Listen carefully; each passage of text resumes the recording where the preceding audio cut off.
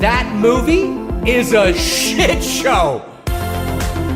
What you think you see, what you think you hear, that's what it's about. It's all a theater of the mind. No, it's garbage. It's garbage. Mood and atmosphere.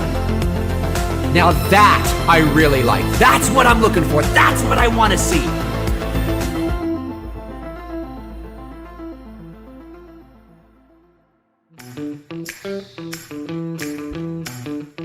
Oh, hey, I forgot to turn on my light.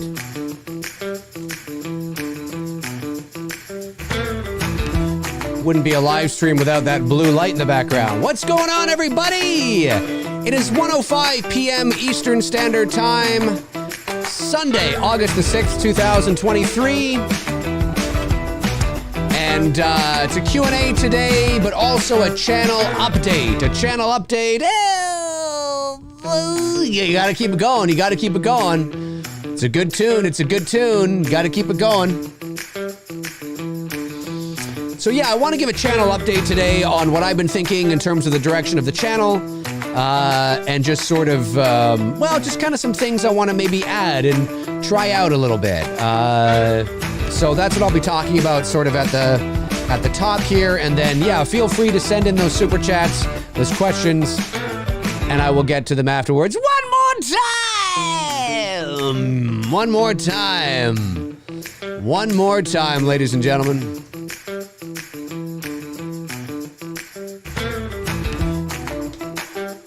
Sunday, August the 6th, 2023, 1:06 p.m. Eastern Standard Time. Yes, indeedy. All right, let's jump into it. So, over the last little while, I've been thinking about doing this because I do see other channels doing it. And it's something that I feel like I maybe kind of want to do and I think might be kind of fun. And that is open up channel membership here on the channel, here on the Dave McCrae channel. And obviously I've had my Patreon for 1, 2, 3, 4, 5. I've had it for about 5 or 6 years now. And but I have noticed that the busier that I get, I'm having difficult, because Patreon is, I make it sound like it's really, really, really hard. It's really not. But I'm just talking about specifically for me. There's a lot of YouTube channels and content creators out there that have both Patreon and YouTube channel membership, and they can seamlessly, slither between both and no issues whatsoever. No issues with content and timing and scheduling and all that kind of stuff. And I think that's amazing. I think that's great. For me, I have just had the Patreon for a while, but over the last year or so, with things have been really busy for me, obviously with voiceover, but also with It's Me, Billy Chapter 2, and then of course Dylan's New Nightmare for a while there. And I was having, if you follow me on Patreon, if you are part of my Patreon, you probably noticed this. Or if you used to be part of my Patreon, this may have been one of the reasons why you left. And I don't blame you at all. I would have done the same thing. But I was starting to find it difficult to keep the schedule going in the ways that I wanted it to. Because I'm so YouTube focused and everything is here on YouTube, right? The live streams, the fundraising for Billy, McCrae Live, Two Dudes and Some Bullshit, the community section, all that kind of stuff. I was finding it easier. My focus was usually always on YouTube, and then the Patreon side of things, like, oh yeah, that's right, I got the Patreon, I got to keep up with that, as well. I've got that show on Patreon and that show on Patreon. And remember, I'm a one-man show here, right? So I was finding it difficult to essentially keep up when things got busier in my professional life. And so, and it's all good stuff, obviously. It's all, it's not like it's bad stuff. It's all good stuff.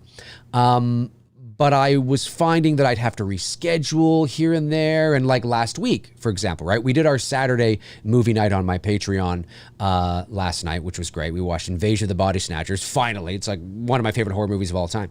And, but it was originally supposed to be the Saturday before. And I thought I was going to be able to make it. And then unfortunately I wasn't going to, you know, I couldn't because of the scheduling with, you know, Billy and, you know, what was going on there. And it was just sort of, there was a lot of, for me, I'm just talking about how I operate. There was a lot of falling behind. And I don't want to do that, right? I don't want to do that. And I have no doubt that some patrons were part of my Patreon, but they've left because they're like, hey, listen, Dave, you know, I love you, man, but you know, the content's just not there. I'm not getting the bang for my buck. It's just not there. I want to support you. Sometimes people will just stay because they like to support the channel and they just want to be a part of whatever I'm able to offer, which is always great too. But I totally understand those that maybe have come and gone and like, you know what, I'd love to, but it's just not, you know, no harm, no foul. It's not personal, right? It's business, as they say. And I totally understand that. Like, I'm right there with you. And so it's just one of those things where over the last, you know, certainly over the last 6 months, but I think I've been feeling it kind of over the last year. I've been feeling that maybe it would be easier for me. And again, I only speak for myself, right? There are some people that have YouTube channel membership and Patreon, and they are able to, now it could also be because that's their, one of the reasons why it might be easier for some is because if you're a big channel, well, that's likely your full-time job is your channel. So you know what I mean? That's just what you do in the morning. Your commute is, you know, or your job is to go onto Patreon, you know, or to YouTube, and that's fair. But for me, I was finding it difficult to keep up. So I thought, you know what, maybe it might be best to start to wind down my Patreon. Now, there's pros and cons to this, right? There's pros and cons to this, right? And the pro for me as a creator here on YouTube, the pro for me, and again, I only speak for myself, right? Because it's very individualized, right? There are some people, it all depends on how you work and you know, what's going on in your life and all that kind of stuff, right? But for me, I think maybe I start to wind down my Patreon and shift sort of, like say the Saturday movie night or something like that. I might rebrand it to something else. But that's like, you know, a show that I think might be popular on a YouTube membership. So what's YouTube membership? Well, I'm still learning about this, but YouTube membership is, it's YouTube's answer to Patreon, essentially. The only thing though, one of the big cons in doing that, of course, is that YouTube does take 30% of everything you make, right? So if you send me $10, I only get 7 of it. Only 7 of it. Still pretty good, but nonetheless, it's much higher than what Patreon takes, right? Patreon, I think their commission is like, I don't know, 6%, 8%, something like that. It's a lot lower. And so that definitely is a con in the sense of that, you know, I would lose more as a creator, but at the same time, if there's more people, right, and I'm able to you know, say maybe under promise and over deliver rather than over promise and under deliver, then it might just even out anyway. Like, you know, it's half one dozen or the other. It doesn't really make a difference, right? So my thought is, and the cool thing, the thing that I like about YouTube membership is that if you're a member on my channel, you get to stand out in the chat rooms on live feeds. You've probably already been on shows where you see that, right? Your name will be highlighted. You get like, you know, exclusive badges and, you know, all that kind of stuff, right? You can gift memberships to people, and it's really cool. Like it's a very cool idea. I like sort of the engagement of it. And I was thinking of doing that. It's something that, but again, like I said, I don't want to overpromise and underdeliver. So it's not like I want to open up a YouTube membership for all the McCrazies here, and all of a sudden I've got this show and that show and this show and that show and this show and that show and this show and that show and this giveaway and that giveaway and this. It's like, whoa, hang on a sec here, right? I would rather under promise and over deliver, if you know what I mean. Like, I'd rather have, like, you know, one show, but it's phenomenal, you know, and it's like we're just rocking it, rather than to have, like, you know, 9 shows and I just can't keep up. And I feel now you might be asking, well, what's the difference if it's Patreon or YouTube? If you can't deliver, you can't deliver, right? If you're having trouble. For me, because again, like I said, I only speak for myself. Because it would be shifting everything to one platform. It would be basically, amalgamating, essentially everything to one platform. So I only speak for myself. I don't have another platform I have to remember. Oh, that's right. I got that. Geez, I need to update that. It's just because of how things are so busy. I have no issues updating YouTube, right? And being focused on YouTube because that's where 90% of everything is. And I just feel that if I was able to shift everything over, it would be easier for me. It would be easier for me as the content creator. Therefore, if it's easier for me, I would be able to keep up. And therefore, I would be able to deliver value to YouTube members, right? If you're part of my membership. Rather than having to reschedule and all. Hey, look, shit happens, right? If you need to reschedule once in a while, I mean, that totally happens. People understand that. But if you're rescheduling on a regular basis, there's something, you know what I mean? There's something you gotta figure this out. You gotta figure this out. And I respect those who send in the super chats or those who want to be part of my Patreon. It means a lot. It helps the channel out. Obviously it's my time, which is really cool. And people are showing their appreciation for that. And that's really awesome. Now, of course, I have to say as well that doesn't mean I'm going to stop doing these types of shows or, McRae Lives or, Two Dudes and Some Bullshit. Those shows wouldn't suddenly be behind a paywall. I don't mean that. This is an extra thing, right? It's YouTube membership where, they'd be like, different tiers. Again, I would start off very light, right? But say there's like a tier, I don't know, $7 a month or something like that, right? And you become a part of a member and you get, highlighted in the chat room, you get special badges, and we have like membership or member only live streams or member only watch alongs or like, whatever it is, right? You know what I mean? But I was doing that on Patreon, but because it's all on YouTube, for me as the creator, I think it's just going to be easier for me to keep up because I'm always on YouTube. It's where I go. It's what I check, when I'm thinking about me as the content creator and not Dave as the voice actor, the filmmaker, even though they're all kind of all in one anyway.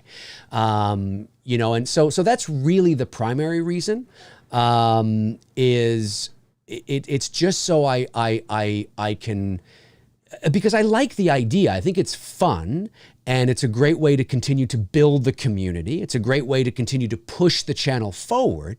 Because also too, and this is no fault of my own. I mean, this is just the reality of the reality, I guess, if you want to look at it that way, is that, we're at 28.5 thousand subscribers. Well, we've been at 28.5 thousand subscribers for basically the last 6 months. Like we haven't really budged or moved or grown. And now there's reasons for that, right? I mean, I'm also, you look at how busy I've been and what's been going on with Dylan Zoo Nightmare and It's Me, Billy Chapter 2. And, the content I've been producing and putting out isn't exactly subscriber friendly. It's subscriber friendly to your base already, like the people that are already subscribed to you, right? But, fundraising streams like we were doing through May and June don't necessarily attract subscribers to subscribe. You know what I'm saying? I mean, they can, but, so, I want to continue to grow it. I'd love to get past 30,000 subscribers at the very least. But I also recognize that generally speaking, I don't produce the kind of content, generally speaking, on a regular basis, right? This is where the nuance comes in, right? There's nuance here, right? Generally, I don't produce the kind of content as of late, like the last 6 to 8 months or so, that would be enticing to somebody to subscribe. It's more focused on the base that's already here. Do you know what I'm saying? And, I want to continue to grow the channel. I want to kind of see where we go and, see where we grow and, all that kind of stuff. It's important to note that I'm not a movie reviewer. Okay, so for me to suddenly go out and become a movie reviewer and watch every movie that comes out, so if that's what you want from me, unfortunately, it's not going to happen. I'm not going to become a Cody Leach or a Drum Dums or the Wham guys. They're great at what they do. I have the utmost respect for them. They do it and they do it really well. But it's Cody's job, right? Like his 9-to-5 job is to review movies. That's his job. That's what he does. That's what he gets paid for. That's not my job. And in order for me to do that, I would have to, I'm going to say I have to quit my job, but it would become my sole focus. And then, I got to make money, right? If that's all I'm doing, then do you know what I'm saying? And I don't have the interest to become a movie reviewer, where I'm reviewing every movie that comes out. Now, you will sometimes see what would be deemed as a review on my channel, like Halloween or Indiana Jones or something like that, because it's something that I'm really into. Right? That I'm really passionate about, you know what I mean? Star Wars, Indiana Jones, Halloween, Friday, Elm Street, whatever. You'll probably see me do kind of reviews of that.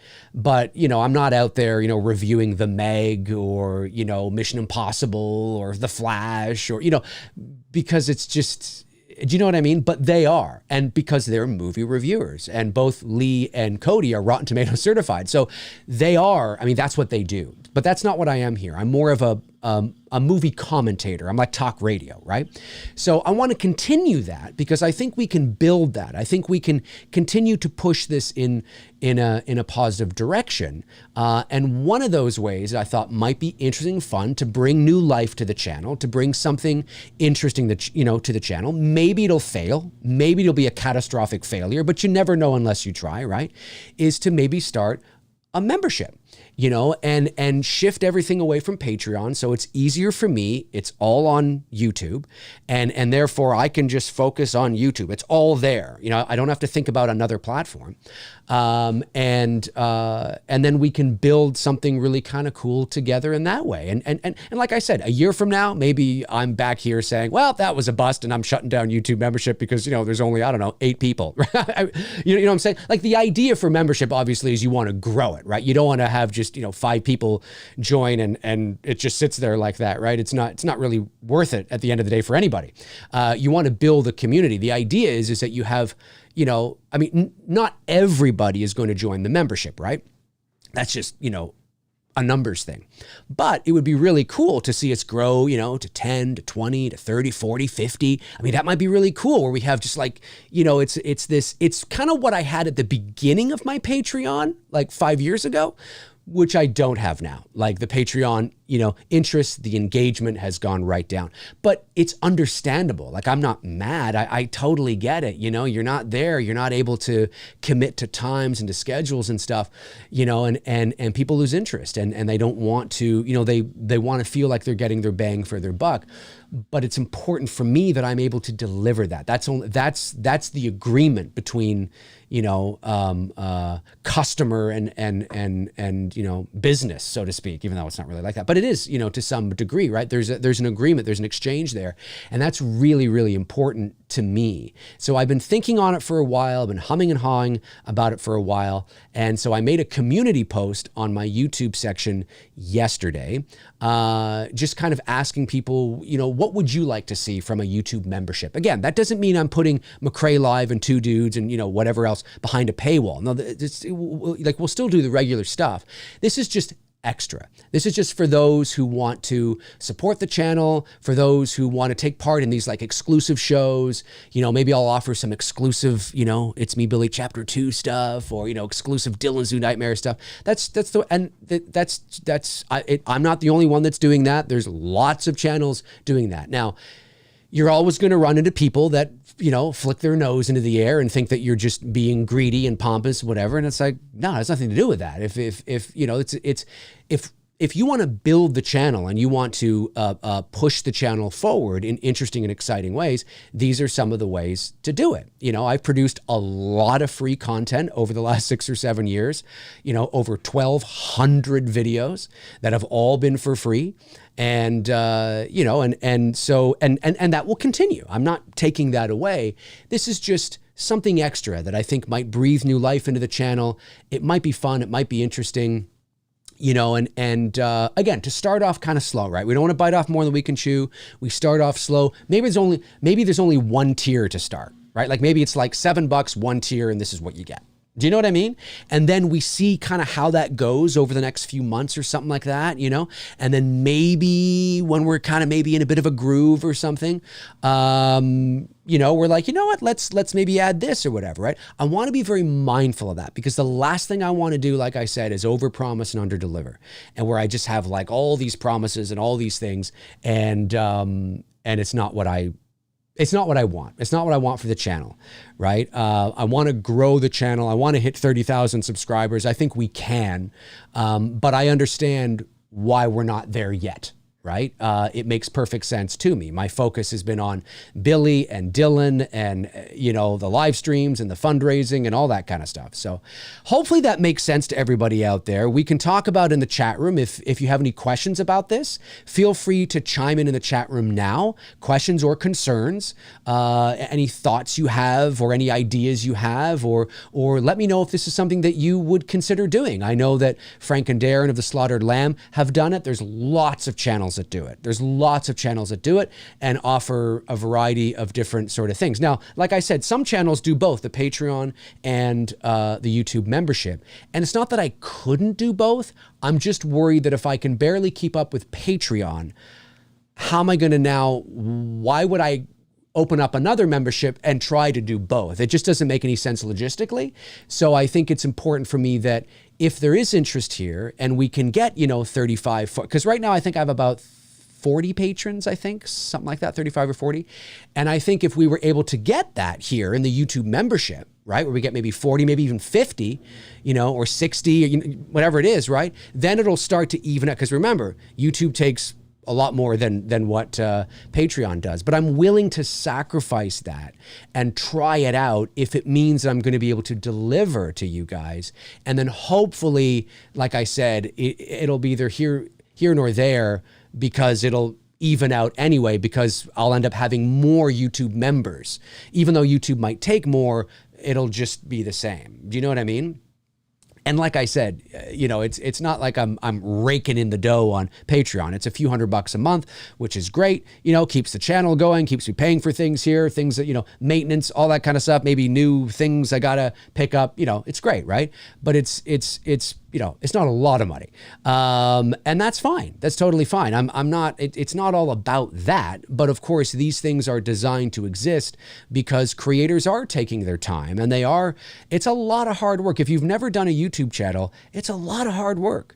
It's a lot of hard work and a lot of time and a lot of effort, to put in those hours and that time and talking. And like I said, I write a lot of these shows solo, you know what I mean? So there's nobody helping me. I'm just, I'm there. Right. And so, the YouTube membership thing was an interesting kind of thing for me. I thought, that's kind of cool. That's kind of cool. Maybe there'll be some like Billy perks or something like that. I don't know, a Billy Blu-ray giveaway or something. We could have giveaways, but again, I don't want to bite off more than I could chew. Josh Lott, one of our great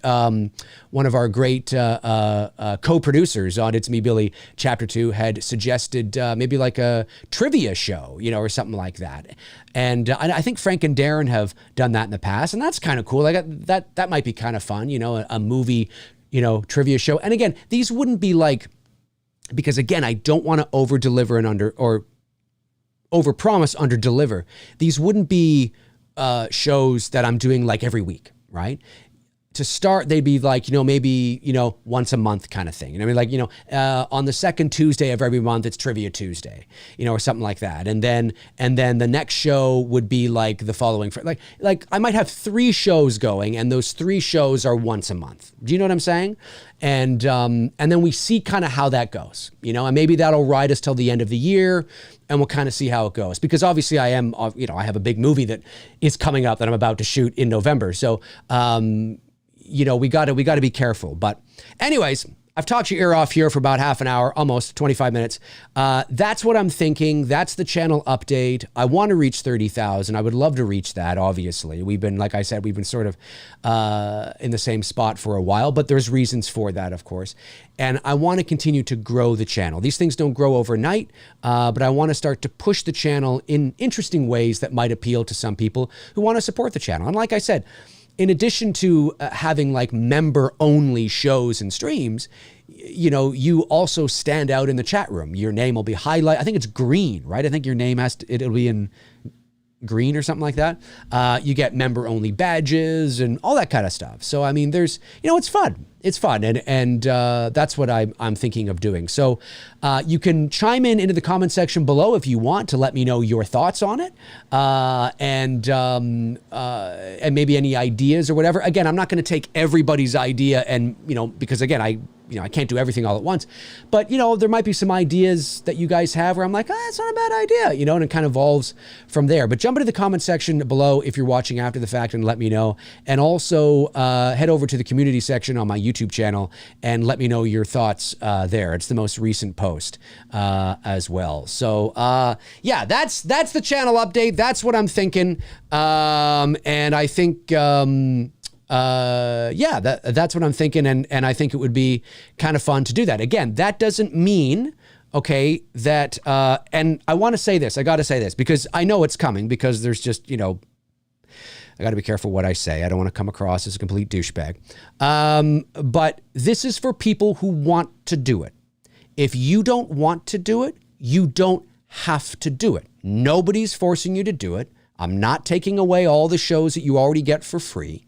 Okay, these are just extra things for those who would like to do that, because believe it or not, there are people out there that like to do that kind of stuff, that like to support the channel, become part, you know, of an exclusive group or exclusive members or whatever. It's fun. It's all fun and games. This is not serious, folks. We can, you know, I say that because I remember when I first started my Patreon 5 or 6 years ago, there was a viewer of mine who was upset because one of my tiers was called, you know, I had said something like, this is for the true McCrazies out there.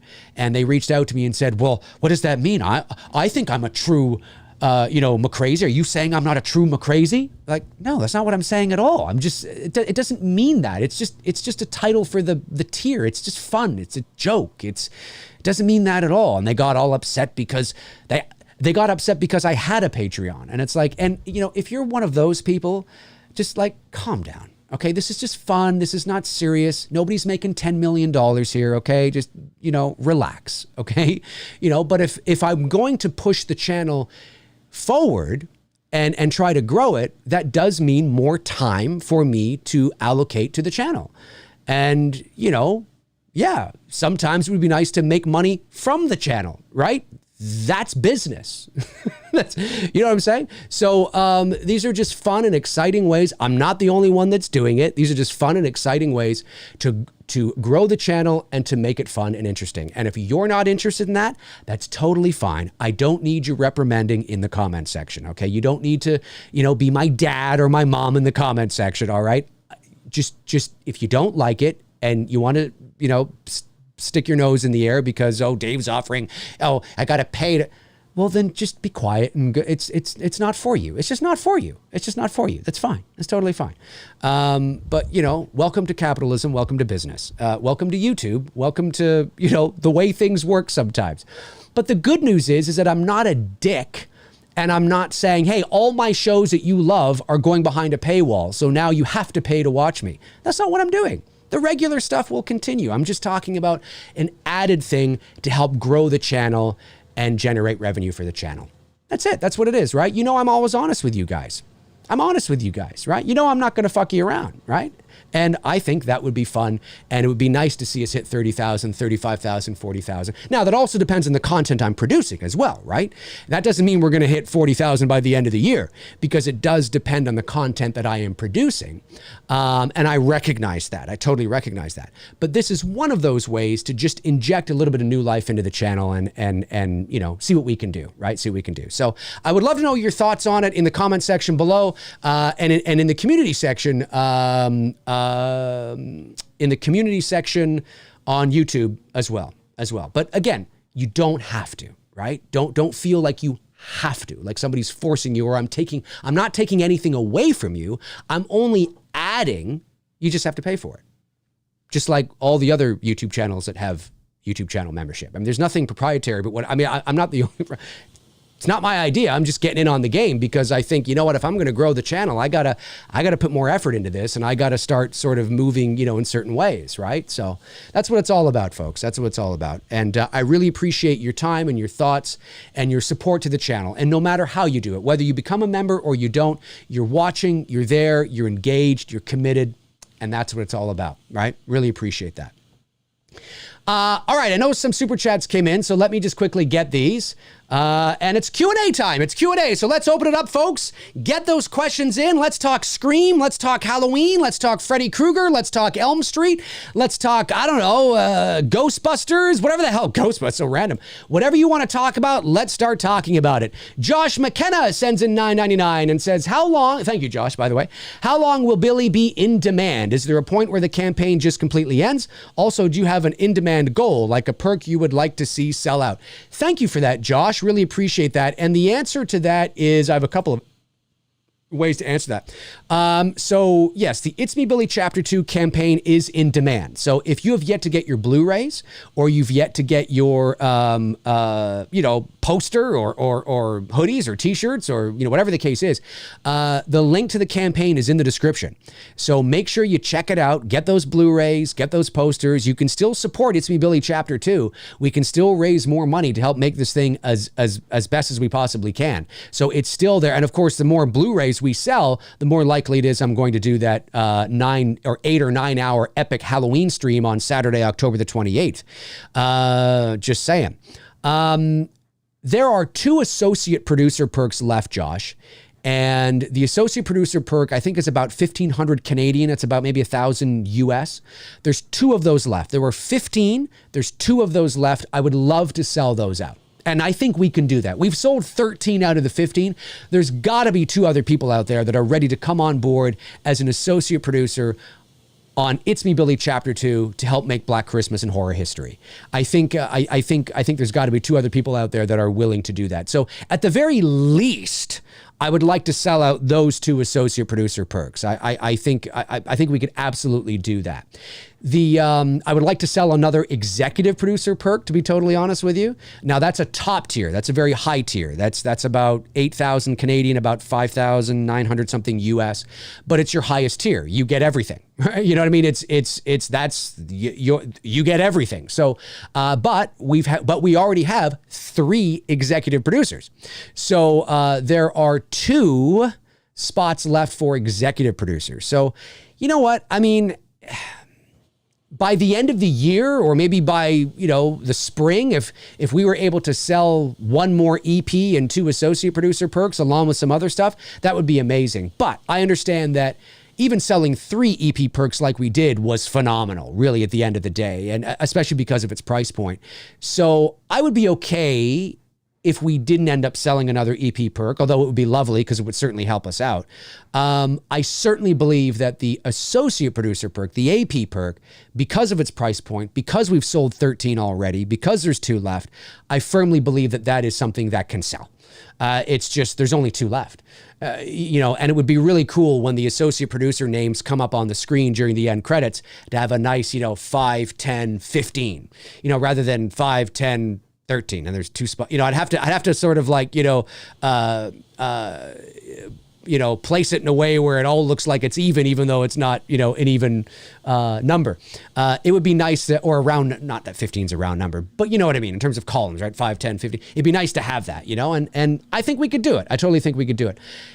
In demand lasts indefinitely, as long as you're raising, I think it's at least $100 a month. I think as long as, I could be wrong on this. Don't quote me on this, folks. Don't quote me on this. But it is indefinite as long as you're continuing to raise money every month. Let's just say that. There is, I think, a minimum. Or it's a minimum for payout. I think in order to get the payout from Indiegogo, you have to at least raise $100. And then, say I only raise $80 in the month of August. Well, come September the 4th, I won't get that $80. They'll just wait until I get over 100 to then send me payment again, like on October the 4th. So I think as long as you continue to get $100 a month, I think that's what it is, Indiegogo will continue to disperse that to you every month, whatever the total is. It's something like that. And it can be in demand until you're ready to close it, I believe. We're going to be in demand at least until the end of the year, because hopefully we can go to, again, we're in the process of pre-production right now. We're working through all this. We're trying to figure this all out, paperwork, contracts, all this kind of stuff, right? The goal is to go to camera at the end of November. And like last time, we would have a teaser trailer, hopefully, a little teaser like we did with the first movie, ready for Christmas, right? Ready for Christmas Eve, essentially. And I can't tell you what that teaser is going to be, but hopefully it can end up being what we want it to be. And I can tell you that it's going to make everybody go, especially Black Christmas fans. And so that will drive traffic to the campaign, right? You know what I'm saying? Because there's going to be there's still lots of people out there that have no idea we're doing this. There's still lots of people, like the horror fans, Black Christmas fans, that are still like, I had no idea what's going on. So we got to reach those people too, right? You know what I'm saying? So, and I think, and of course, once we move into the fall and, production starts to kind of pick up a little bit and we start moving towards camera, there'll be, a lot of exciting updates. I'm sure Bloody Disgusting and other outlets will continue to cover it. They covered, obviously, the announcement of the launch of our campaign. They covered it. Collider covered it. Screen Rant did. There's a few others that did too, which was great. So hopefully we'll get some traction from them as well. But yeah, and then of course that would drive more traffic to the campaign and all that kind of stuff. So it's open indefinitely. But yeah, let's see if we can get those numbers up. I would consider, like, if we honestly sold another EP perk and the 2 AP perks, I would consider doing the Epic stream, even if we don't hit the mark of the Blu-ray sold. That'd be like at least 10,000, I think, right there between the AP and the two APs and the EP. Because you got to remember that Indiegogo takes their cut, right? Something like that. That might get me to do it, because that would help us out a lot too. But I'm a realist, and I understand that, selling 4 EP perks, let alone 3 that we just did, at that price point is can be tricky. But I do believe the AP perks can sell, because I think it's a sweet price point, and 13 have already sold. So I would love to sell the other 2 off, because that would help us a lot. Hopefully that answered your question, Josh. Really appreciate it. Super chat from Salwayne's Knight sends in $5, says, any updates on any possible new perks for It's Me Billy in Demand campaign? Keep up the great work. Thank you, Salwayne, or Sam Hain. So there's a few things we're thinking about and working on. I know that there are, I can't give too many details, but, try to read between the lines a little bit here, okay? Obviously, there are a couple things we would love to add to the campaign. But there are reasons why we have not done that yet. And it's not because we don't want to. It's not because we haven't thought of it. Okay. I mean, it's pretty obvious. It's not that we haven't thought of it or we don't want to, but there are specific reasons why we have not done that. And we have to be very careful. This is a bit of a different ball game that we're dealing with here. Do you know what I mean? And we just have to be very careful with certain perks that I know the fans would love to see on there.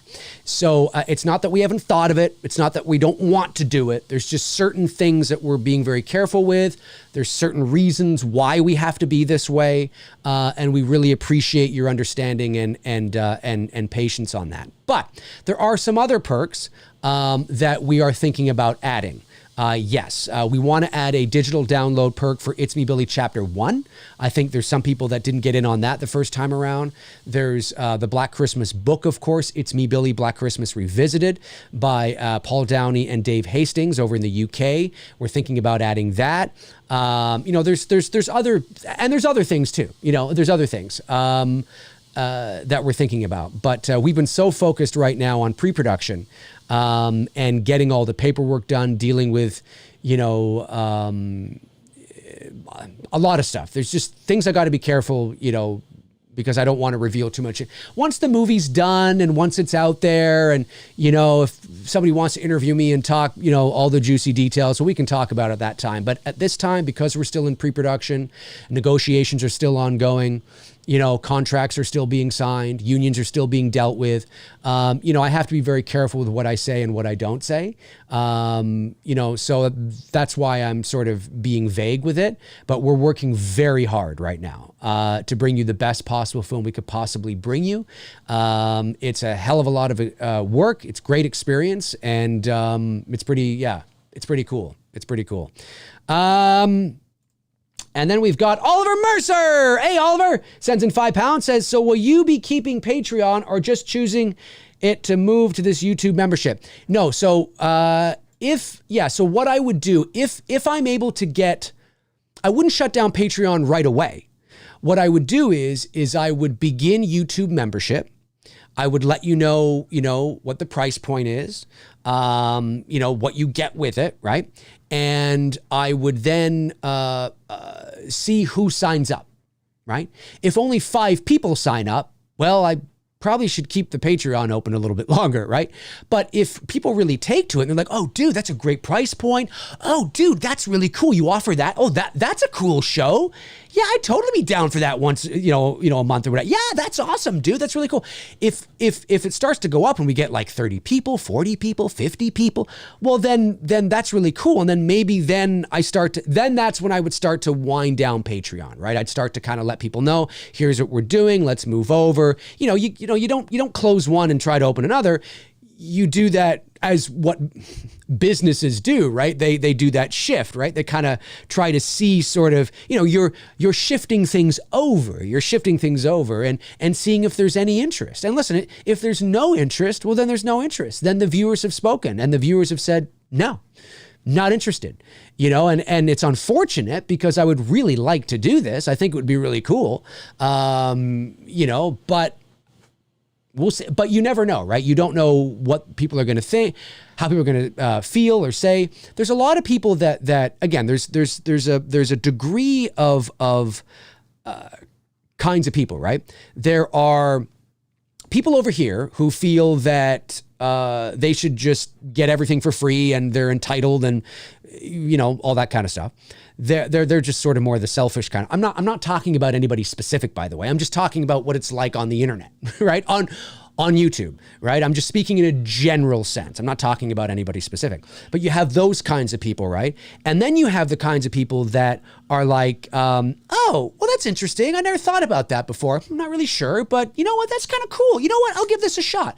It's like subscribing to your favorite, magazine or Movie Pass or, what, Movie Pass, that's a bad example, but you know what I mean though, right? Like there's many different ideas that you can, things that we're subscribed to, right? I mean, there's probably a bunch of people that would give me hell for,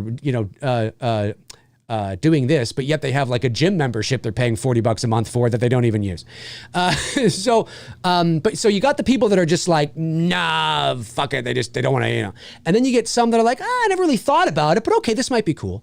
And then you get the pile that are like, all for it. Totally down, dude. Love your content, love your stuff.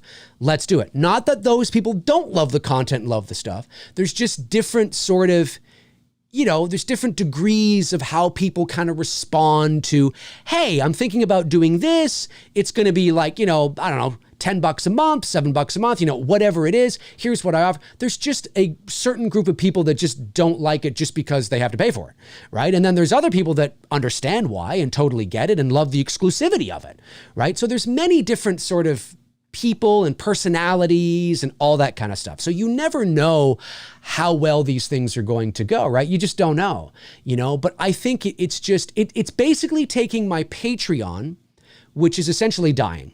It's taking my Patreon and moving it over to YouTube membership and trying to inject new life into it and, get more of the YouTube community over, right? You know what I'm saying? And, see how we do and see where we go with it. You know what I mean? It might be kind of interesting, but I wouldn't just shut down Patreon and, you know what I mean? I would leave it open, see how it goes. And then, wow, like if like in 2 weeks, I've got like, I don't know, 50 people or whatever, I might be like, wow, holy shit. Okay. Then maybe people are interested, who knows? I don't know. But yeah, I'm talking about making that shift because it's easy. I think I might reach more people. Maybe, I don't know. And it's going to be easier for me as a content creator in the YouTube space, because that's what I like on YouTube. That's what I am. That's not what I am professionally, of course, but on YouTube, that's what I am. And so it would make more sense for me just to have everything in one spot, essentially. Brandon Collins sends in $2, says, "You're not responsible for people's FOMO. Do it." It's true. It's true. It's totally true. Thank you, Brandon. I appreciate that, man. I know that. But you know, there's always that guy, right? There's always that one person out there that just doesn't get it. You know what I mean? It's like, no, it doesn't. Like, no, it's just the name of the tier. It's just a joke. It's funny. I'm not saying you're not a McCrazy. I'm just saying this is for the hardcore McCrazy. So you're saying I'm not a hardcore? No, that's not what I'm saying. People, I tell you.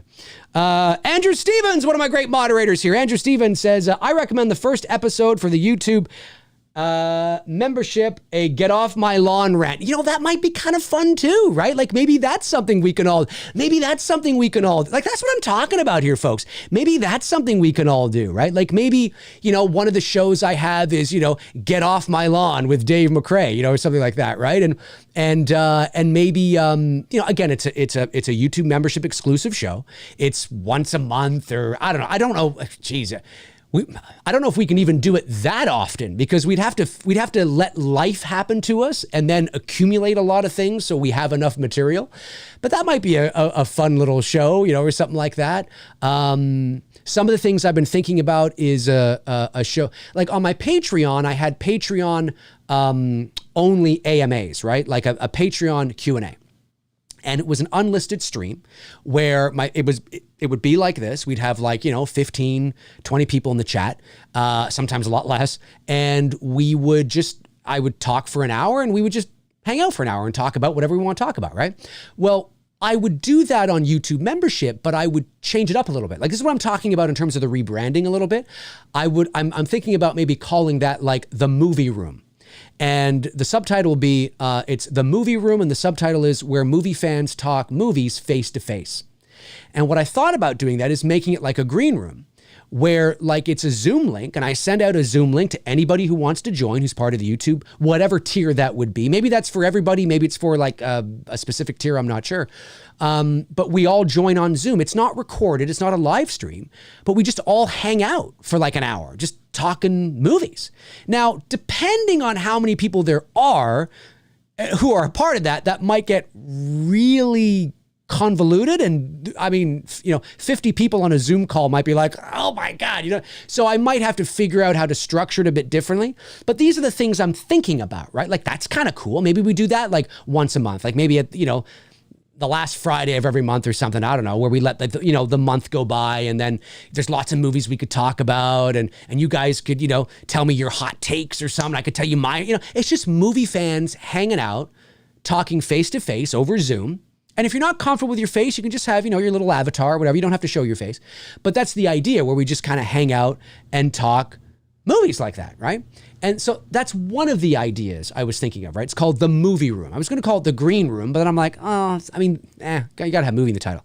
So I was thinking of something like that, right? One of the flagship shows on my Patreon is Saturday Movie Night. And that is a once a month show where the last Saturday it's usually the last Saturday of the month or the first Saturday of the month, depending if I needed to reschedule. We would vote on a movie to watch, and we'd all watch it together. Well, I would probably bring that over to YouTube membership, but I might rebrand it. I might call it something else, like, you know, horror movie. Maybe it's just horror specific, or maybe it's, you know, there'd be polls, of course, and there's lots of ideas I'm playing around with, right? The trivia thing that was recommended by Josh Lott. Again, this is all about doing. I'm a newbie. I'm a virgin at this. Okay. So I don't want to bite off more than I can chew. Get your minds out of the gutter, folks. You know, you want to be able to do something. I would rather start small, and it doesn't seem like much at first, and ratchet it up, rather than just go over the top with all this stuff just for what? I'm going to burn out. I'm not going to be able to keep up.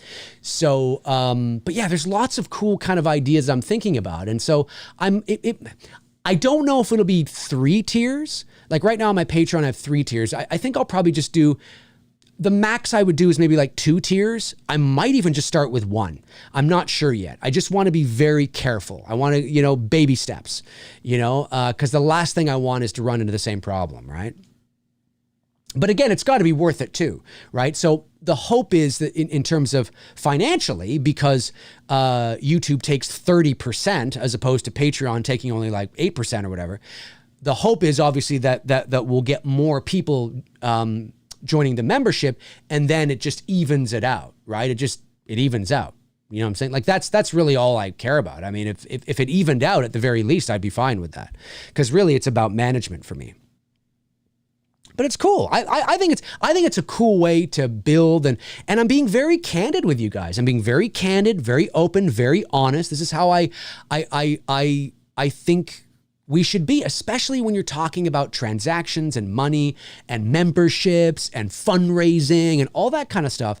I firmly believe that it's very important to be honest with your viewership, with your community. Do you know what I mean? So there's no surprises. You know what I'm saying? I think that's very important, because that, to build that level of trust is vitally important as well. Okay, have I got all the super chats? I think I have. I don't see any others here. I think I've got them all. I believe I have anyway. But yeah. So what do you guys think about Freddy Krueger? What do you guys think about Freddy Krueger, and who do you think should be the next Freddy? What do you think about Elm Street? What do you think about these Elm Street rumors that were nothing but apparent hogwash? What about Halloween? What do you want from Halloween? You think there's going to be a big announcement at the 45th? You think there's going to be a big announcement at the 45th convention? You think there will be? I don't know. I don't know. Let me know. Frank says we need a tier where we can have Dave try on different outfits. Oh, God. Oh, my God. That would be awful.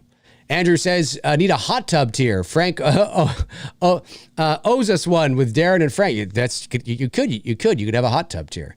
You totally have a hot tub tier. Let me scroll back here. Nathaniel German says, hey, Dave, I know your favorite is the original Scream, but how would you rank the rest? Scream 6 is my second favorite. Probably in order, I mean, yeah, I don't watch the Scream franchise enough, Nathaniel, to really be able to give a proper ranking. It's not a series. I mean, I haven't watched the Scream movies probably outside of the new ones that have come out. The last time I watched Scream 1, 2, 3, and 4 was probably about 5 or 6 years ago. On Netflix, when they were on Netflix. I don't know if they are still, but they were on there like in 2016 or 17 or something. And I remember watching them. Like I had like a bit of a marathon because I hadn't seen them in a long time. So I watched them. And that was the last time. Well, unless Tony and I did a... No, we didn't. We did a watch along of Scream and Scream 6. Scream 5 and 6. But yeah, so I don't really know. It's to do it justice that way, I think is... a ranking would be, I'd have to watch them all again. But you are correct. The first is my favorite. Nick Jenny, hey, sends in 499. Great to see you, Nick. Haven't seen you in a while. And says, hell yeah, let's grow this channel. You need to be the next Freddy, Dave. Much love. I appreciate that, Nick. Thank you. Yeah, I want to grow the channel. I mean, at the very least, I'd love to hit 30,000 subscribers. Like I said, there's reasons for it. Right? When you don't produce the content that is subscriber friendly, well, then your subscriber base isn't going to grow. And as you guys know, like especially the last few months, I mean, it's been Billy 2, it's been fundraising and crowdfunds and live streams and all that kind of stuff. So I just want to get back to more. I want to see if we can at least, like, I'm not somebody that cares about reaching 100,000 subs or 50,000 subs. I don't really care about that. But we're so close to 30 that I'm like, you know what? We got to get to 30. And I do believe that we can grow the channel past that. I do believe we can. But the content's got to be there. The incentives have to be there, for people to want to be a part of it, right? But yeah, I mean, I am making a movie and obviously that will be talked about on the channel too. That's just part of the whole thing. You know what I mean? But yeah, being the next Freddy, that'd be wild, dude. That would be wild. hey, like I said, it's a phone call I would take. It's a phone call I would take. Sebastian says, Dave would have chipped all his teeth if he kept playing Freddy. Oh, God, yeah. No, thank goodness I didn't chip anymore. That's for sure. Yeah, that chip that you see in the photos of me as Freddy is real. For those of you that may not know, it's real. I actually chipped my tooth while on the set. It's a whole story which you can, find with me talking to Cecil in our debrief. You can check that out if you want. Wayne Gotke says, I would like to see a new Nightmare on Elm Street where we find out that Freddy was actually learning how to access dreams before he was even killed by the parents of Elm Street. Ooh, interesting. Very interesting, Wayne. That's fascinating. That's a bit of a different take. That's a bit of a different take. That's actually really interesting. Yeah, that is interesting. I would be open to exploring that. I would be open to exploring that for sure. Absolutely. Sorry, I'm just looking at my messages here. That's interesting, Wayne. Very cool. Very cool. I'm down for, if you had pitched that to me and I was a producer, I would say flesh that out and get me like an outline of that. Not necessarily a treatment, but an outline. Give me a one-page outline of that idea. You know what I mean? I'm not saying do that. I'm just saying if I was a producer, that's what I would ask you to do. That's what I would ask you to do. Robert Kitzmiller says, 1,000 people just entered the chat after Dave says anything A Nightmare on Elm Street. There's still only 112 people here. I don't know what you're talking about. It's more like Halloween. It's more like Halloween. You know, I put Halloween on the thumbnail, there'd be like 150, 200 people in here. Okay, have I got all the super chats? I think I have. I think I've got them all so far. Just want to make sure I've got them. Let me scroll back. Chris Snyder says, but Dave, if you're not a hardcore McCrazy, you're not a true fan. Yeah, it was exactly like that, Chris. It was just so like, what are you talking about? You're so emotional. What do you mean? But these are people that just think they should get everything for free. And it's like, well, yeah, but, you know, I mean, what? Anyways, it's so weird. But those are the people for you, ladies and gentlemen. And again, that's like 1% of the viewers I've ever had to deal with.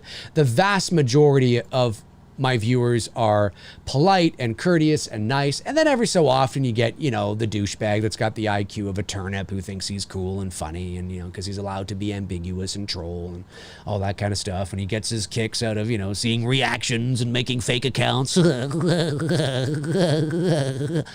and it's like, you know, whatever, right? But that's like 1%, you know. The vast majority of people are great. Tablet says, Dave, you have to update your Twitter icon to the new X logo. Oh, that's right. Yeah, you're right. Maybe I will have to do that. Or maybe I'll just leave the bird there a little bit longer just to, you know, feel the tweet just that much longer. What are tweets called now anyway? Like, I know people are still calling it Twitter, but has the business actually changed its name? I mean, like, the business, like, has Elon yet actually changed the name?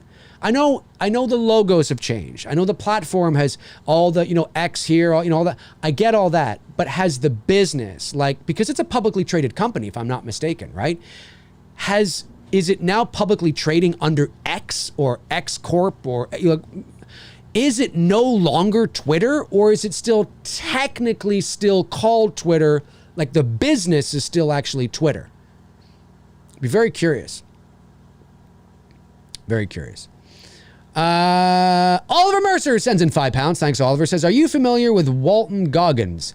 I've always felt he would make an intriguing Freddy Krueger somehow. I have never heard of Walton Goggins, but in real time here, Oliver, I'm going to look him up. Here we go. Walton Goggins. Okay. Yeah, I don't really know too much about him. Maybe I've seen some things. I'm not familiar with the name. He does look familiar, though. I will say that. He does look familiar. So, yeah. We'll see. Maybe. I got to be more familiar with what he's done, though. Let's see. No, my glasses. Maryland? Is it? I think that's what that is. Anyways, you know who you are. Sends in $5. Says, Dave, imagine you are propositioned to shoot Michael Myers in space. How would you make that hunk of trash? Well, I was propositioned, but I could deny it. I'd be like, no. I don't think it's something that I there's people that often say, no, I just don't think I would do it. I don't think I could do it. I don't think I could do it. Not seriously. Like maybe make a spoof or something. But yeah, space is just not. They'd have to pay me an enormous amount of money. Like, I don't know, $30 million. It's just not something I would be interested in. I think there are some people that think because of the position I'm in as a filmmaker, right? Like as a voice actor, I mean, I've worked and do work at the highest levels of voiceover in the world. And so I've had great success as a voice actor and it's been fun, and I've met some amazing people, and just when you think you know it all, you don't. You know what I mean? Like that's what I always, tell people is that you're always learning in your craft and in your, your love of whatever it is that you do. And with filmmaking, I'm not new to the entertainment industry, but to the filmmaking side, I'm a newbie still. Even though I went to film school, I've worked on sets, but for the vast majority of my career, as a lot of you know, maybe some of you don't, I've been in the acting, performing, voiceover. That's where I've been. So a few years ago, Billy was the first step into hopefully maybe even a career as a filmmaker. Who knows, right? You never know, right? You don't know unless you try, right? And so, but of course, you got to build a portfolio. You got to establish yourself. You got to show what you can do. And Billy 2 and 1, of course, are a part of that. And the first Billy opened up doors for us, right? We actually had a meeting with a producer from a studio. I will not name the studio, but it is a studio you would know. And that was a lot of fun. They loved the film. They were very impressed with what we were able to do. And we were very, very thankful. And that door is still open, by the way. But Bruce and I are finishing our story and all that kind of stuff. And so, you would think that like somebody in my position, right, in terms of like a filmmaker, would just take anything and everything. Well, Dave, you got to take anything and everything. And it's like, I guess like maybe it would be stupid of me not to, but I care so much about the craft and so much about the character and the story that if that's what was presented to me as, let's say, like my first feature with a big studio, I'd be like there literally would be part of me that would be like, are you fucking kidding me?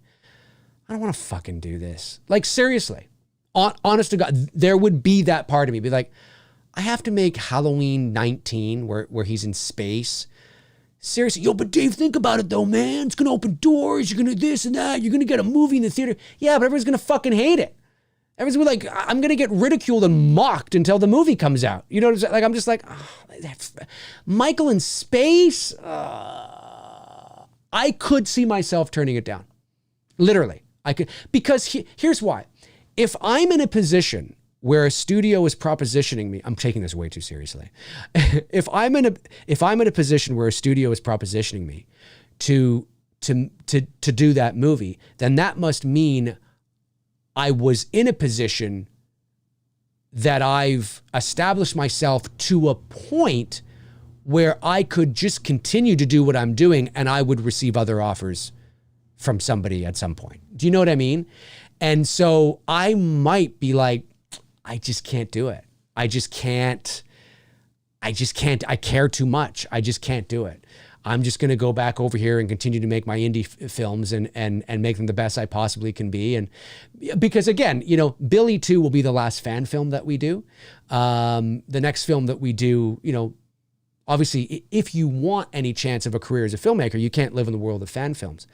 Again, even though we're making, high-end fan films that are really not fan films at all, but we still don't own the IP, so we can't make money off of them. We can only push them so far.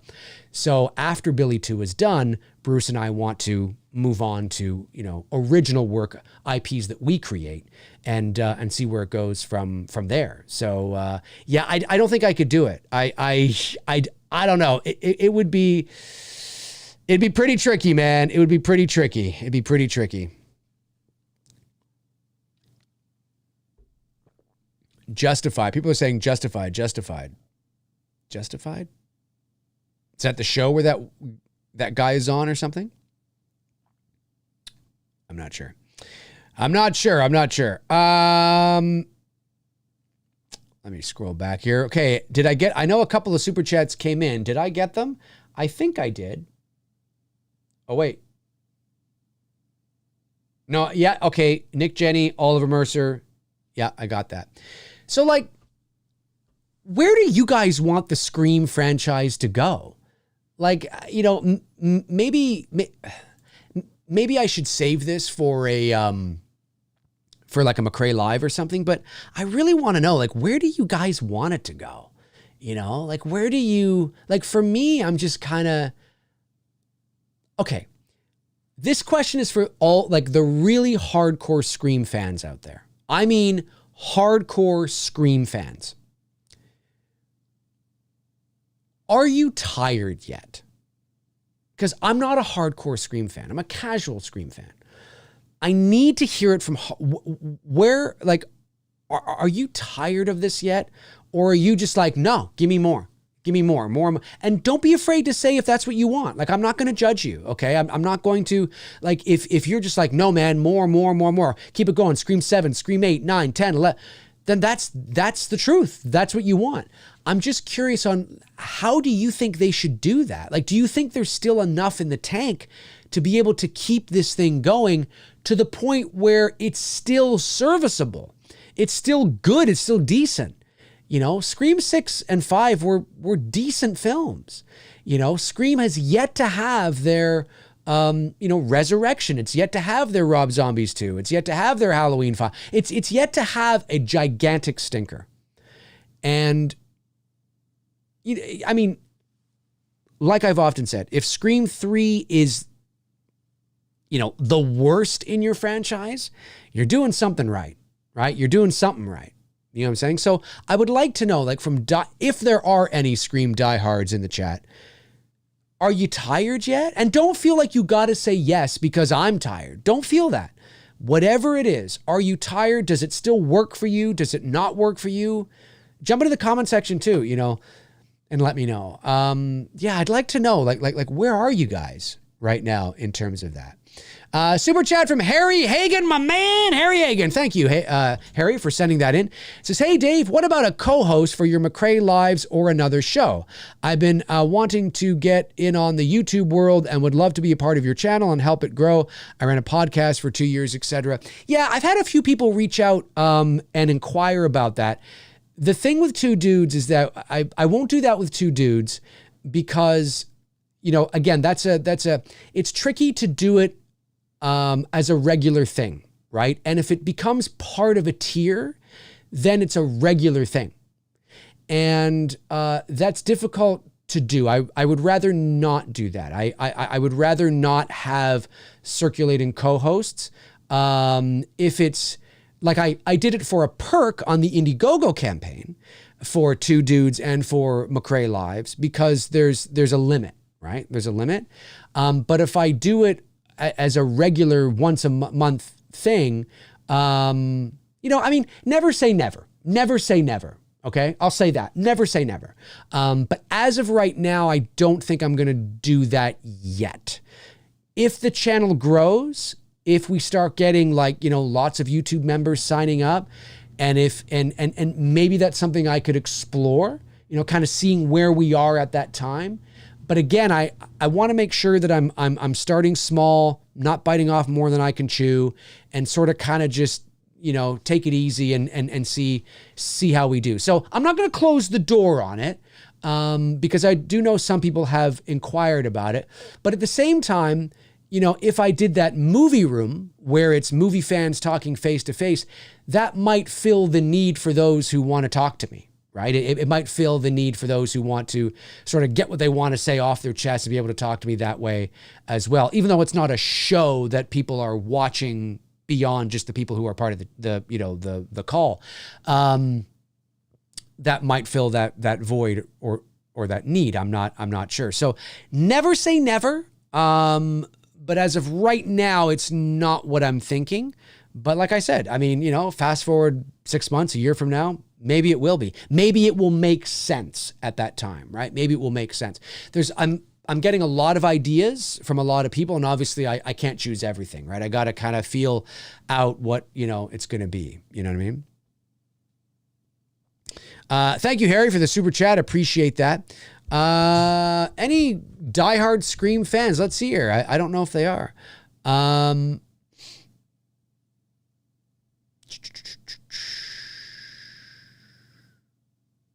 to see. I don't see anybody coming forward saying they're a diehard Scream fan. I don't see that.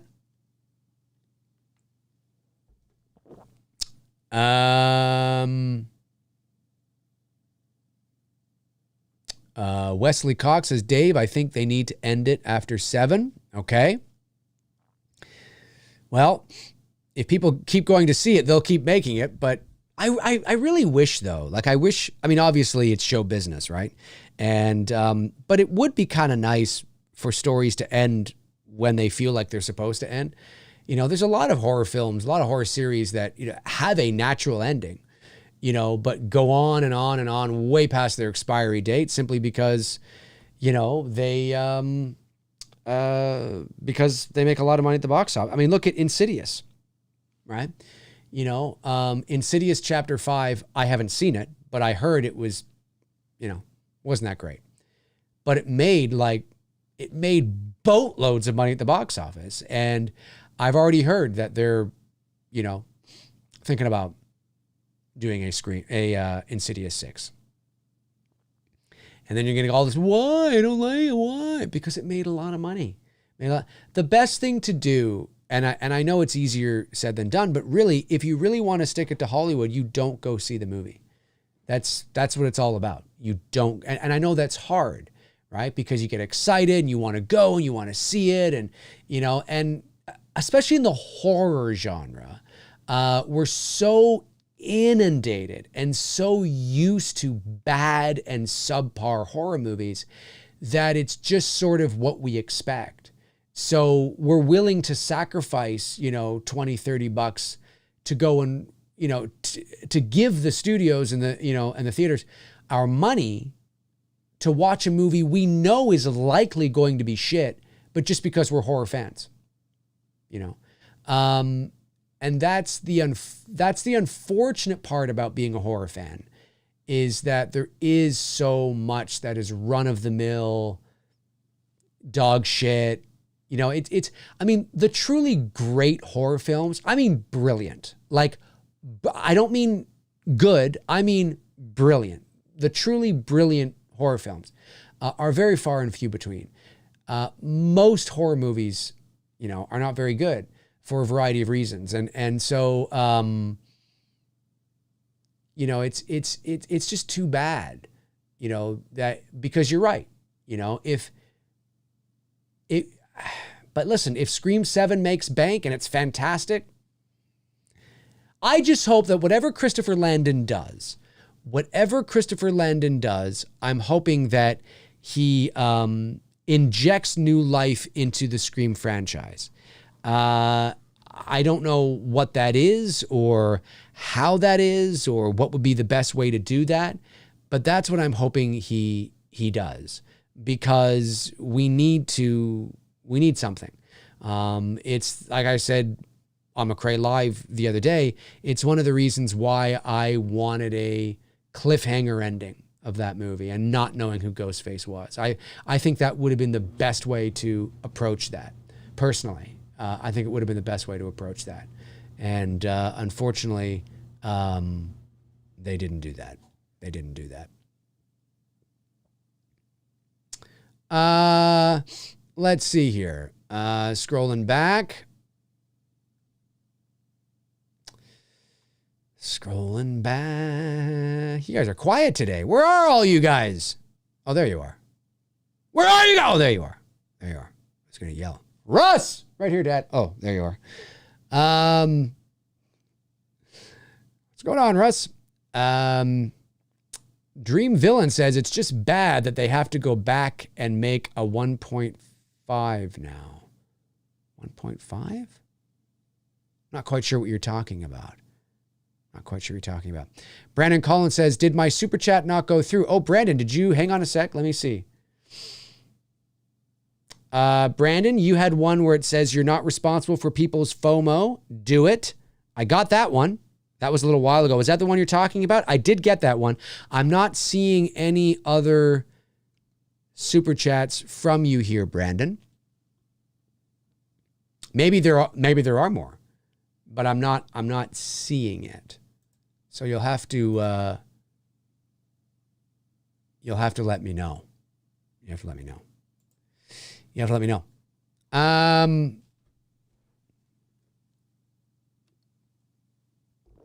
Let's see. What are people saying? What are people saying?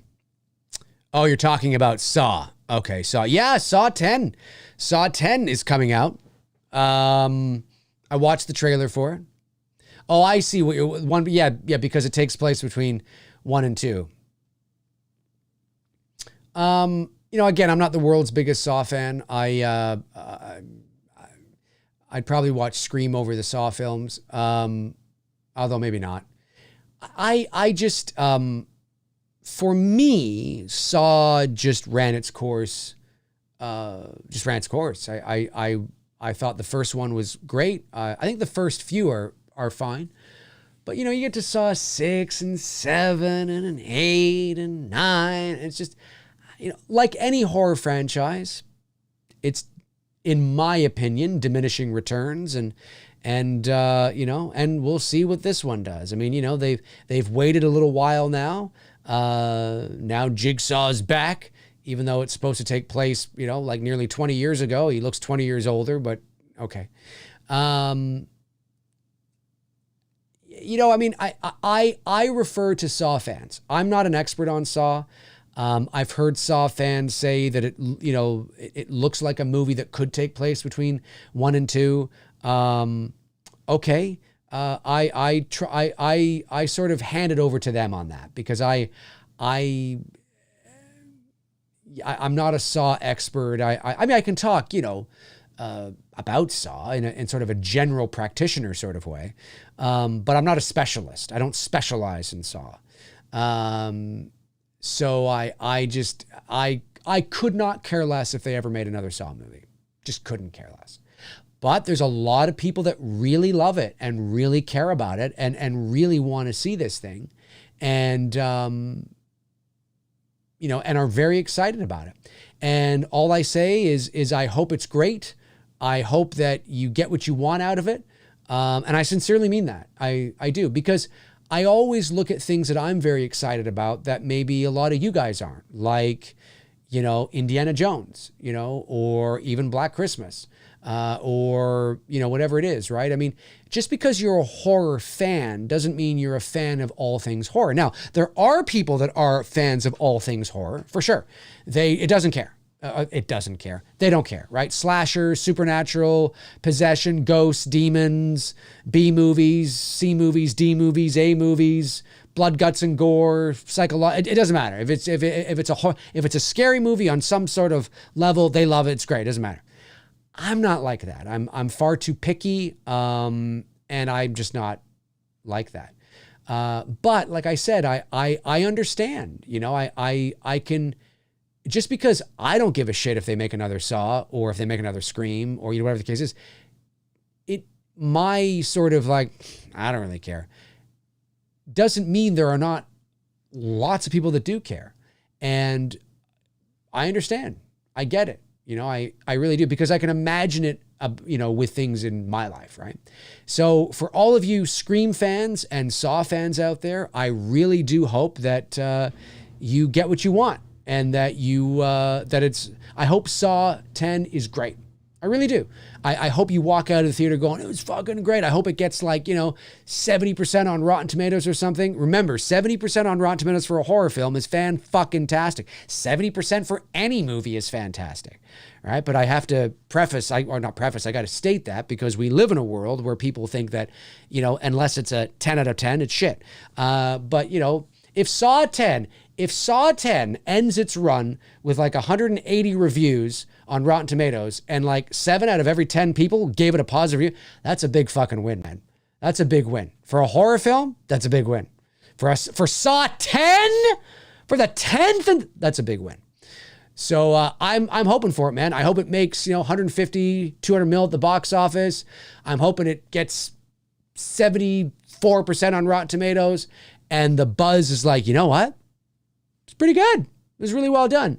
They've sort of injected new life and adrenaline into the Saw franchise. I hope so. The probability is low. The probability is not on your side. Not because it's Saw, just because it's the 10th installment. And, when you get to part 10, quality is not usually on your side. But anything's possible. Anything's possible. Anything is possible. Tex says, Saw is my favorite overall horror franchise. I love the Saw X trailer. I can't wait for the movie. I'm hyped Jigsaw is back. Amazing. I wish you luck, man. I hope it's great. Or I hope you think it's great.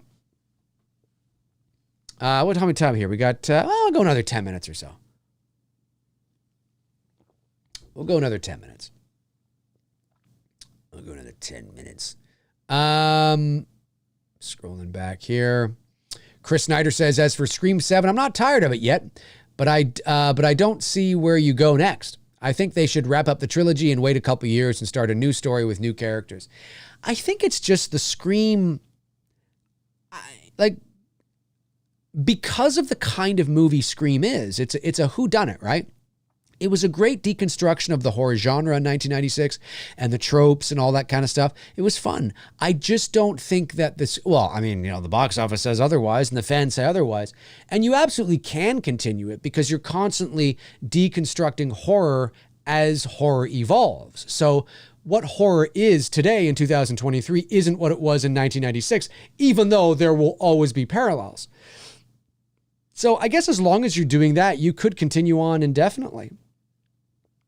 It's just getting a little Scooby-Doo for me, and they always have to connect it. Like, to your point, Chris, I mean, you say new characters and that isn't connected to any sort of, the past.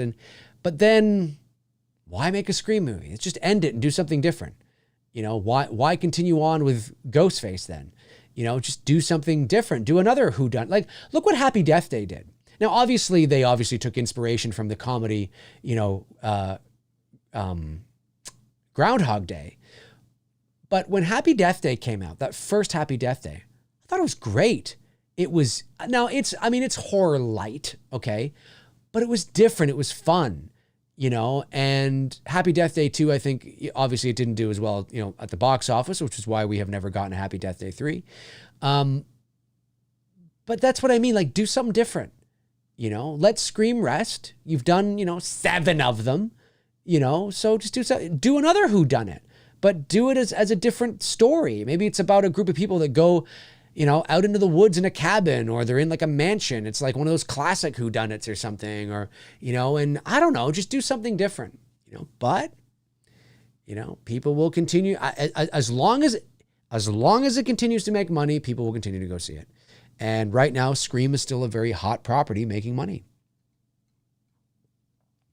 It's still going strong. It's still going strong.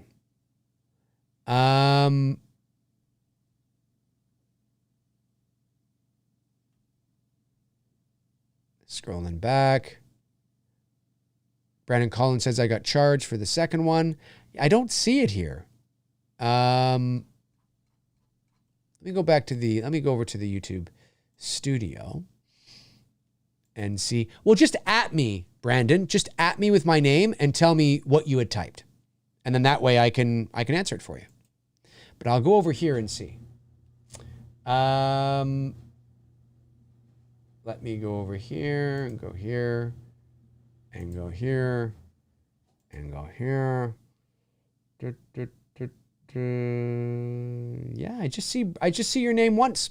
Just see your name once. So yeah, Brandon, just at me. Just at Dave McCrae so I can see my name highlighted, and just tell me what you said in the super chat and I'll answer it. Frank says, Dave, do you still feel the same way about how Marvel fans got their ending of the Avengers saga versus the ending of the Star Wars saga? I do. And I think that's part of the reason why, listen, I'm not a superhero expert. I'm not a Marvel expert. So maybe true hardcore Marvel experts and Marvel fans would be listening to what I'm about to say. And there's probably nuances and things that I'm missing and not taking into account. But I can't help but feel, just from a story perspective and a momentum perspective, that I think, and I know that there are fans that, that say, no, it's just bad movies. It's not good movies, not good writing. Listen, I don't think we can discount? Who says it like that? I don't think we can discount I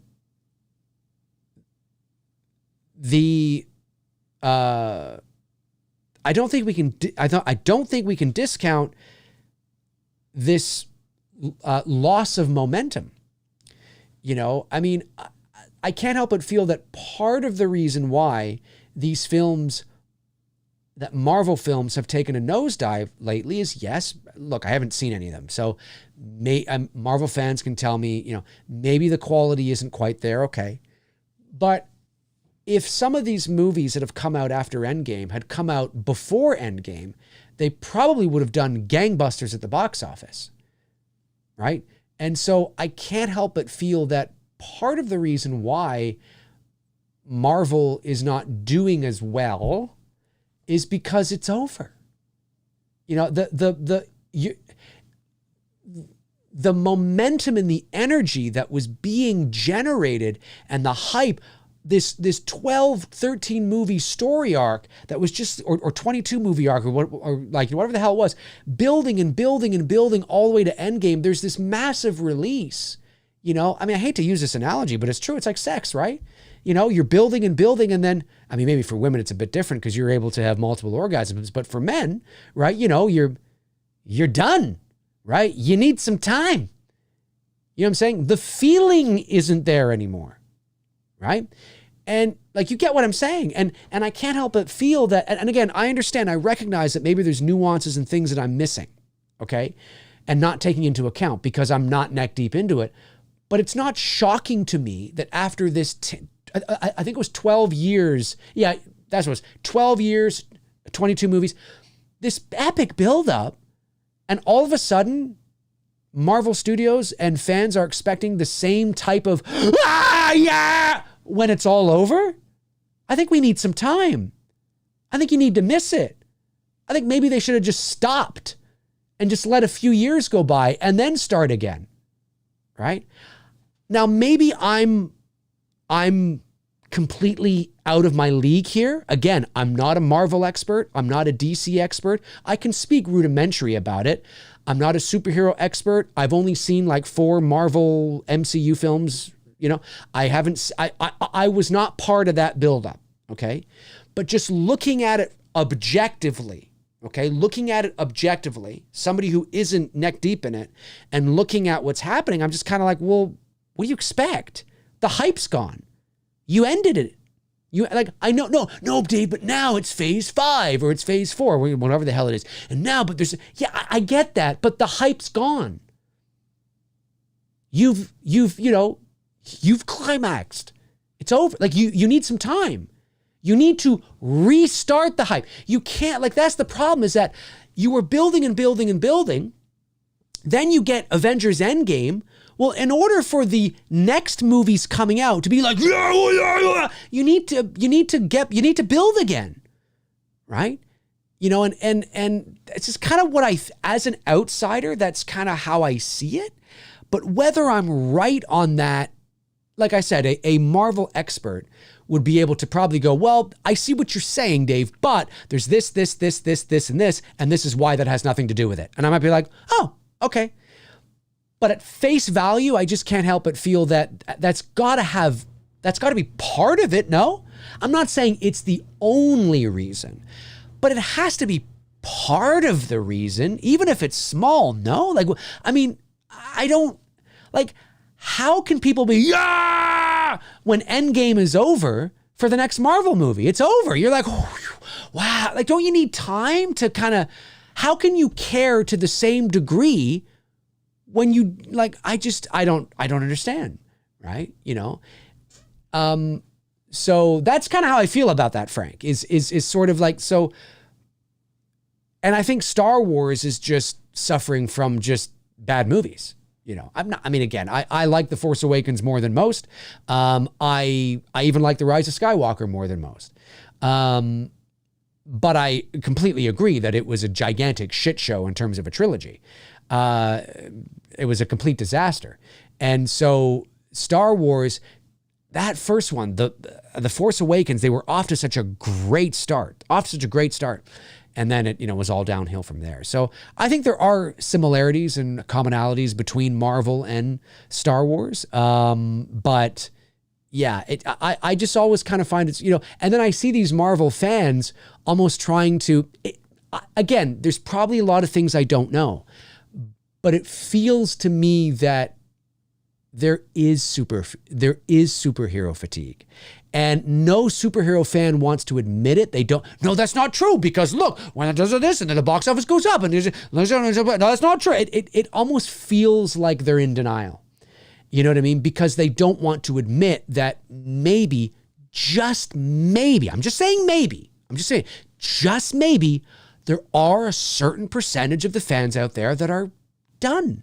Not done completely. I just mean that are, you know, they need, we just had the, like, you know what I'm saying? You know, it's very difficult to maintain Endgame level excitement going into the movie after Endgame. Do you know what I'm saying? Like, it's not surprising to me from a story perspective. And then if you do deliver sort of wonky movies, that only helps to perpetuate that. But I don't think it's just that. You know, these superhero fans would say, no, there's no superhero fatigue at all. Nope, not at all, ever. Nope, not one little bit. Nope. I don't believe that. I don't believe that. I don't believe that. I think there is.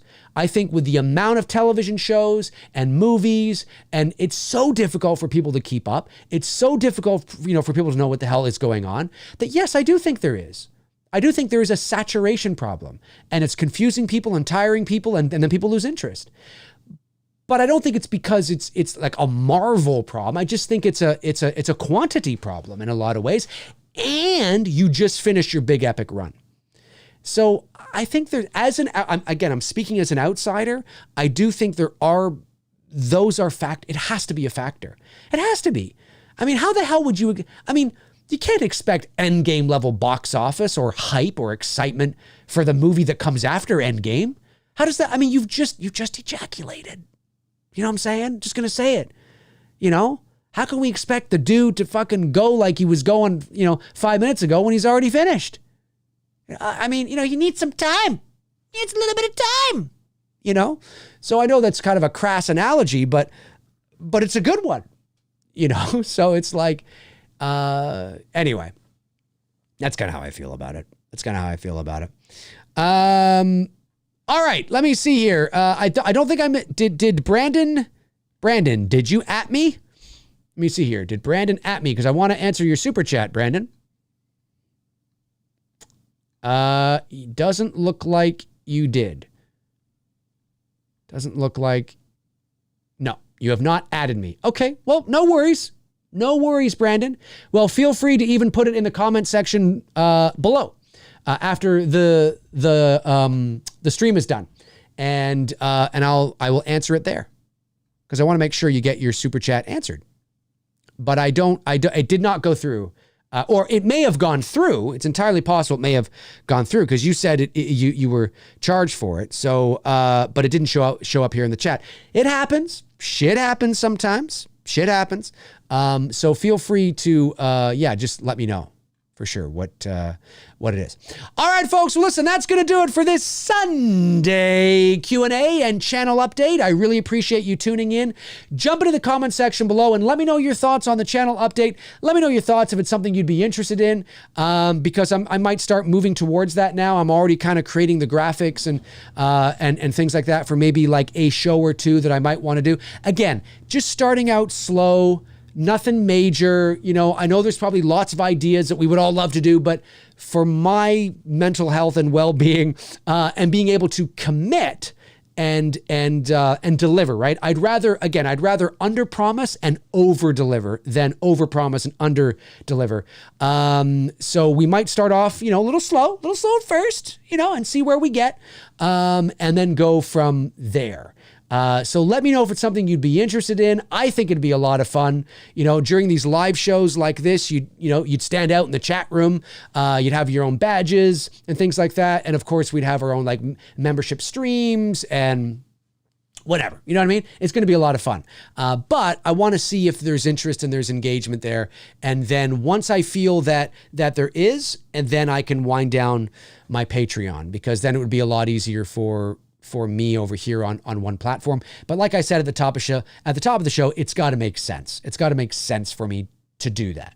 But let me know your thoughts, because you guys are a part of this, and I want to know your thoughts and all that kind of stuff too. And but anyway, have a great rest of your Sunday, folks. Stay safe out there, and I will talk to you all soon. I'll talk to you all soon. All right, folks, have a great rest of your Sunday, and we'll chat soon. Maybe even tomorrow. It's Monday night tomorrow. Who knows? Maybe I'll do a little stream tomorrow night. You never know. All right, folks, take care. Cheers.